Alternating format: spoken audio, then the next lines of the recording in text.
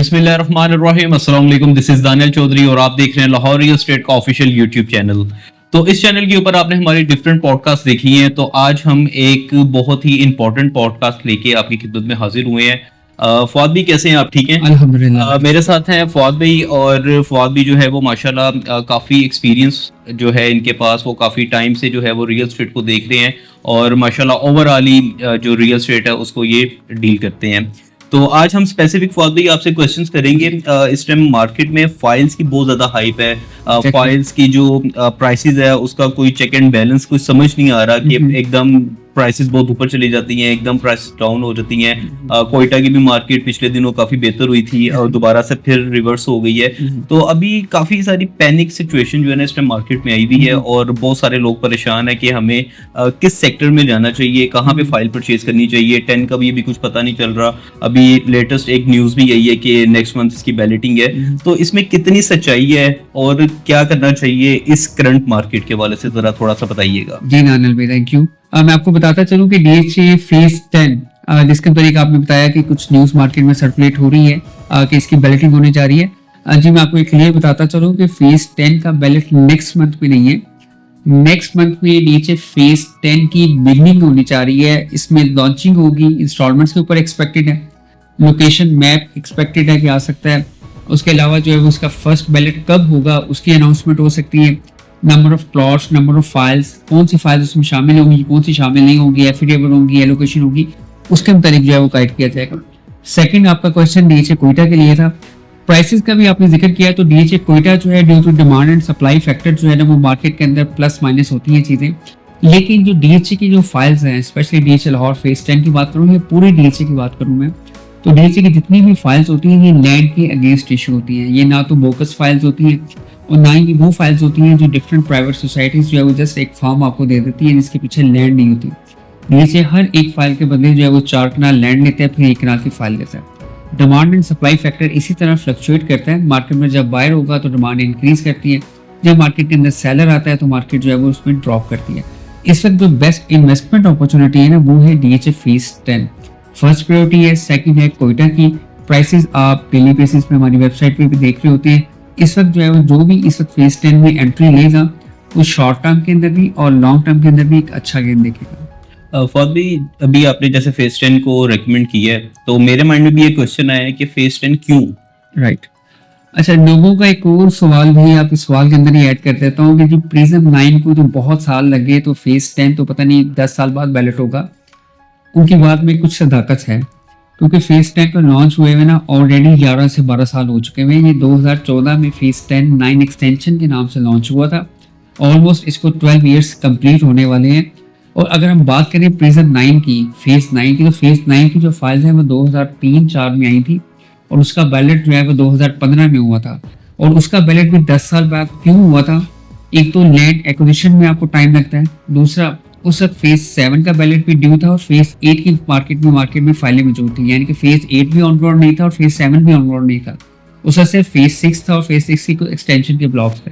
तो 2007 में फेज 7 का बैलेट हुआ, 2010 में फेज 8 का कंप्लीट बैलेट हुआ।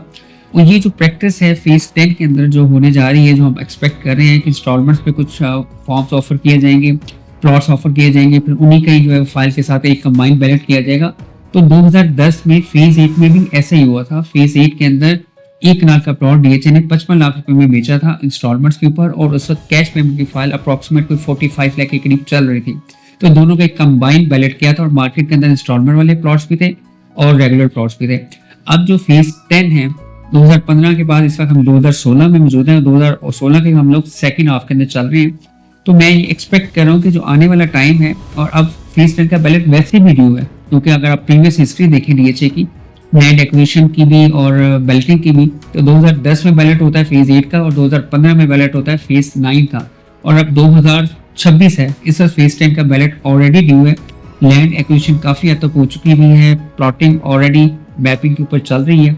तो इसलिए फेज 10 जो है उसके अंदर आर्मी अलॉटमेंट की भी बहुत ज़्यादा फाइल्स अभी तक ड्यू है, क्योंकि आफ्टर प्रिज्म 9 एक बहुत लॉन्ग टाइम आ गया, आफ्टर 11 ईयर्स, जिसमें आर्मी अलॉटमेंट की ज़्यादा फाइल जो है वो मार्केट में अलॉट हुई डिफरेंट ब्लॉक्स में, तो वो भी ड्यू थी। तो फेज 10 का बैलेट ऑलरेडी ड्यू है। तो जिस वक्त जिन लोगों ने आज से 2 साल पहले, 5 साल पहले, 10 साल पहले फाइलें ली, उन्होंने सेक्रीफाइस भी किया, लेकिन उनकी प्राइसेस भी अप्रिशिएट हुई। अगर हम लोग बात करें 10 साल पहले, तो 10 साल पहले एक कनाल की जो फाइल थी वो 28 से 30 लाख रुपए की थी।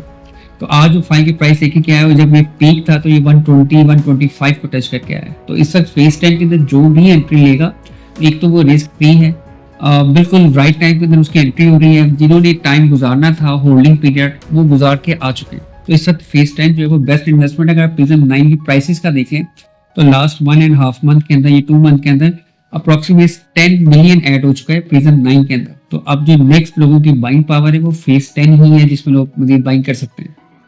जी फवाद भाई, आपने बड़ा डिटेल के अंदर बड़े अच्छे तरीके से समझाने की कोशिश की है और आई होप कि काफ़ी सारे लोगों के कॉन्सेप्ट भी क्लियर होंगे।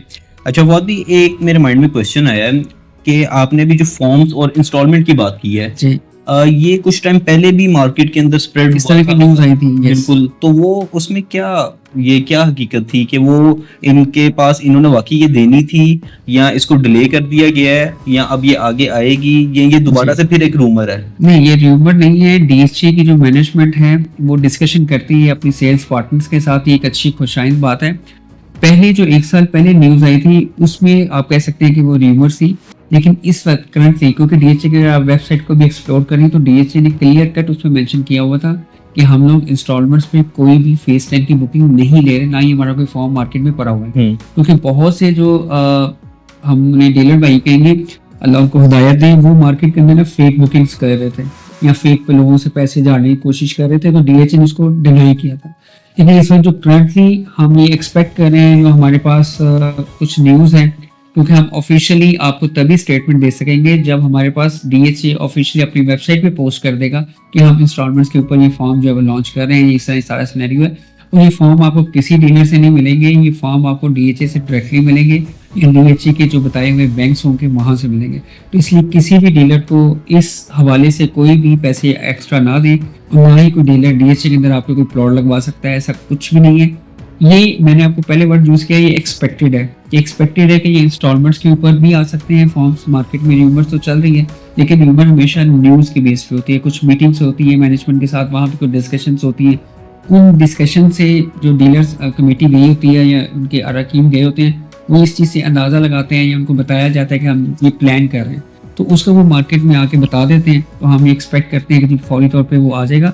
बट एक्सपेक्टेड यही है कि कुछ जो नंबर ऑफ प्लॉट्स हैं, मिनिमम नंबर ऑफ प्लॉट्स, वो इंस्टॉलमेंट्स पे भी आने के चांसेस हैं, क्योंकि जो फेज 10 का साइज है वो एज कम्पेयर टू प्रिज्म 9 वो ऑलमोस्ट 3 टाइम्स है। अगर हम प्रिज्म 9 की बात करें अप्रॉक्सीमेट 50,000 कनाल या 55,000 कनाल, तो जो फेज 10 है वो अप्रॉक्सीमेट 150 कनाल 150,000 कनाल 1,50,000 कनाल का ये नोटिफाइड एरिया, तो बहुत बड़ा एरिया है। डेफिनेटली उसको स्टेप वाइज लेके चलेंगे। पहले स्टेप 1 के अंदर कुछ बैलेट होगा, फिर जैसे ही सेकंड लैंड खरीदेंगे, फॉर एग्जांपल अभी हम अज्यूम करें, मैं एग्जाम्पशन की बात कर रहा हूँ, एग्जैक्ट फिगर तो डीएचए को मालूम है कि 60,000 70,000 80,000 कितने कनाल लैंड एक्वायर हो चुकी है। जब रिमेनिंग लैंड डीएचए एक्वायर करेगा फिर डेफिनेटली उसका भी फर्दर बैलेट करेगा।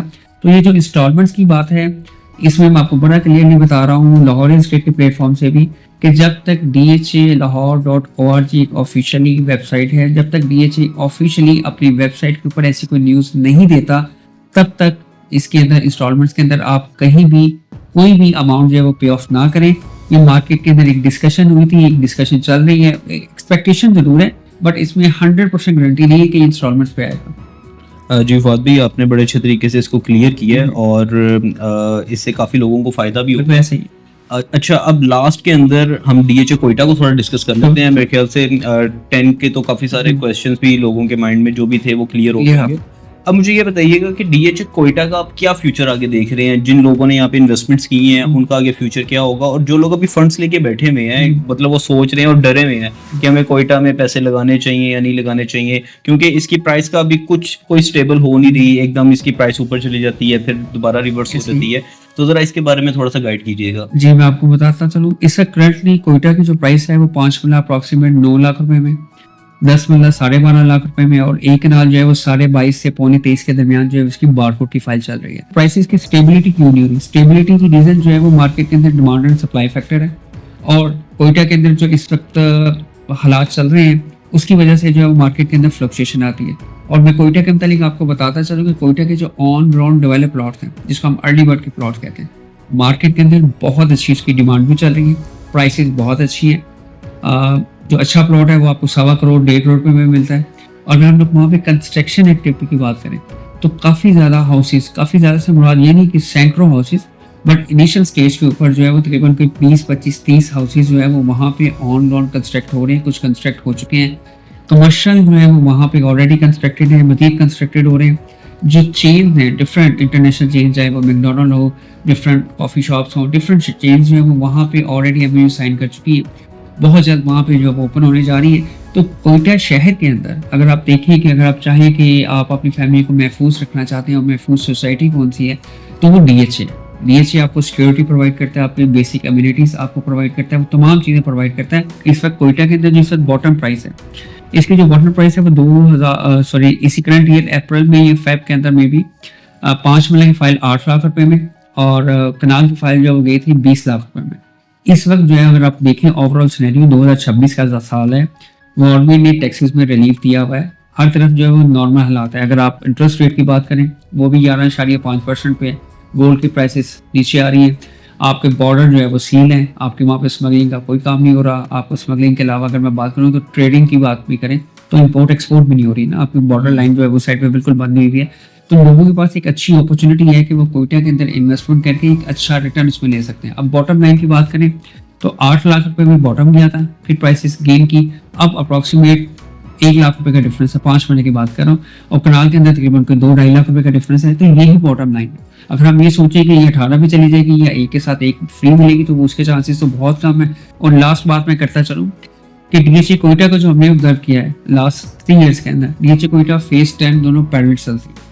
अब दोनों का कंपैरिजन तो नहीं है, कोयटा जो है वो बलोचिस्तान के अंदर है, लाहौर के अंदर, पंजाब के अंदर है, लेकिन ओवरऑल मार्केट का सिनेरियो देखिए, अगर फेज 10 की 5 वाला की फाइल 35 क्रॉस करती है तो ऑटोमेटिकली कोयटा के अंदर डिमांड इंक्रीज हो जाती है, क्योंकि जिसने 5 वाला फेज 10 में लेनी है फाइल्स लॉन्ग टर्म के लिए, वो चाहता है मैं कोयटा के अंदर इतने में 3 फाइलें ले लूँ, तो ऑटोमेटिकली डिमांड क्रिएट होती है, तो कोयटा जो इंक्रीज होना स्टार्ट होता है। तो फेज 10 की प्राइसेस क्योंकि बैटरी की न्यूज़ डिफरेंट यूनिवर्स मार्केट में चल रहे हैं तो पॉजिटिव साइन है, तो फेज 10 इंक्रीज कर रहा है। और वही जो इन्फॉर्मेशन है उसके मुताबिक फेज 10 की जो ऑफिशियल इन्फॉर्मेशन है वो उनकी वेबसाइट पे ये DHA की तरफ से नेक्स्ट 2 वीक्स अंदर जो है वो इन्फॉर्म कर दिया जाएगा, तो ऑटोमेटिकली फेज 10 ऊपर जाएगा तो कोयटा भी उसके साथ साथ जो है वो प्लस हो।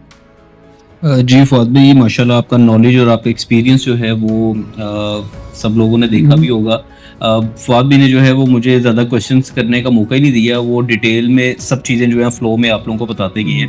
तो आई होप कि आप लोगों के जो कॉन्सेप्ट हैं, जो क्वेश्चंस हैं, वो काफ़ी सारे क्लियर हो गए होंगे। फर्दर इन्फॉर्मेशन के लिए आपकी स्क्रीन पे हमारा नंबर भी शो हो रहा है, आप एनी टाइम जो है वो डायरेक्ट फौद भाई से बात भी कर सकते हैं, अपनी क्यूरीज शेयर भी कर सकते हैं।